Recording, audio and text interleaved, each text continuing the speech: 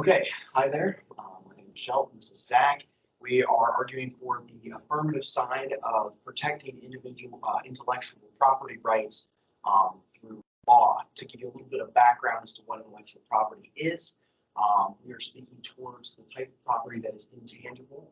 It is a creation of human intellect, not something like tangible, such as a piece of property or a house, but rather a piece of intellect itself that has been manifested into an innovation or something along those lines. The grounds that we are arguing on is that intellectual property should be protected because it fosters innovation, and by eliminating intellectual property as a whole, you are now taking away the motivation for an innovator to perform an innovation. And that is the grounds that we're arguing on. And Zach's here to speak towards a little bit of the specifics as to what we're talking about.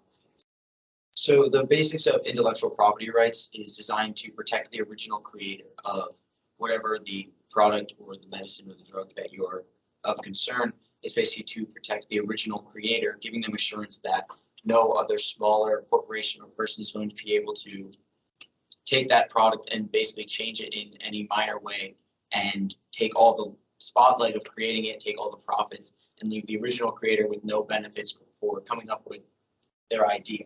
Without these protections, the original creator probably wouldn't have the incentive to go out and do it in the first place, knowing that someone else could just take that idea and take all the spotlight from it. So without intellectual property rights, a lot of innovation might just be hampered. And no one's going to bankrupt themselves trying to make a medicine or a product, knowing that someone else can just do the same thing. As far as medicine is concerned, medical competition could be potentially dangerous if a large corporation makes a new medicine, a smaller corporation in trying to be the next to come up with that product could rush something, get something wrong. So that sort of competition might not be the most healthy thing in the world.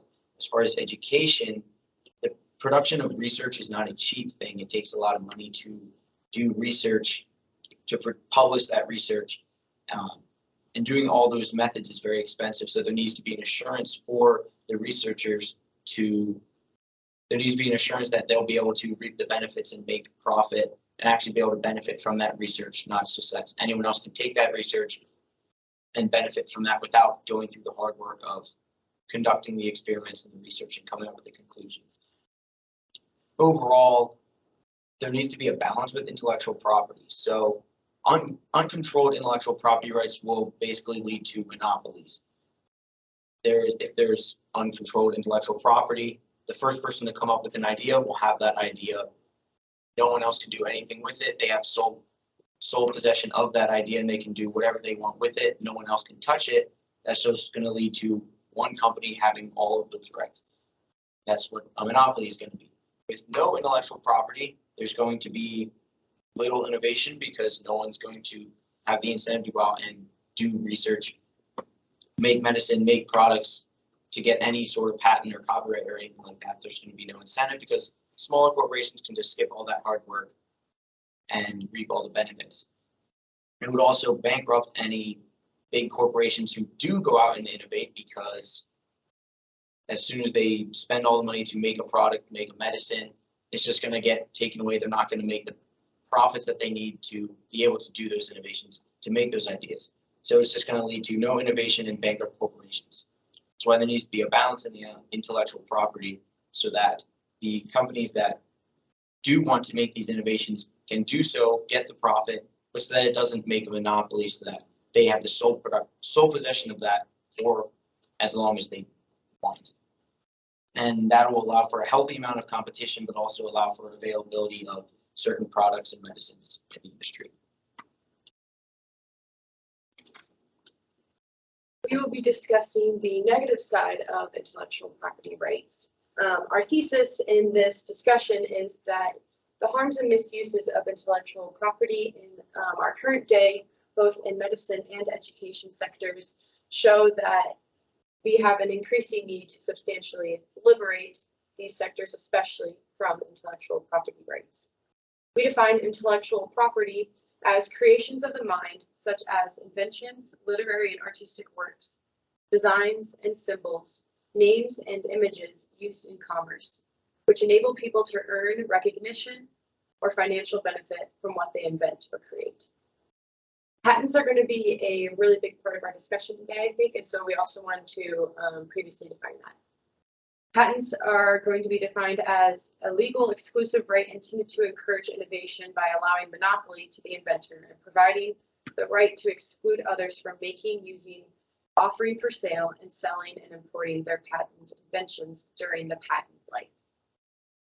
Today, we're going to be talking about both medicine and education, and specifically in the medicine sector. We wanted to discuss that intellectual property rights are intended to hypothetically encourage innovation, but we're saying that protecting the brand and products of these drug companies are going to be done by ensuring the exclusive market rights. Intellectual property rights also play a role in the academic world, whether that be in universities or grade school. There are many major problems with the patenting process and the outcomes of the research projects in universities. Many professors may have the wrong intentions, especially with their reputational and financial aspects when it comes to receiving grants and obtaining patents. At many larger universities, a professor's reputation is based on how much research they can perform, and along with that, how many patents they're able to obtain from that research. Patents also cause a delay in research due to the complexity and the cost of the process. To remove patenting would mean that the products or results from these research projects would be available to the public much sooner, and in many areas this would be very beneficial, especially in the medical field. Removing patents would also reduce the out-of-pocket costs, as applying for patents are very expensive. This would mean that that money could go more towards the research of whatever medical or technological study they're doing, making the study more in-depth and the results more legitimate. So in grade schools, so much learning has been moved online, and with COVID, everything was moved online. This makes it very difficult for teachers as they're trying to plan their lesson plans, and as everything is protected with the copyright laws. At many schools, there are students who cannot afford lunch, let alone books. So it's not super convenient to have all the students buy their books. Therefore, everything is online. So we have two options. We can either invest more into supplying books for our students, or we could pay more for all of these online materials. Either way is unnecessary and inconvenient.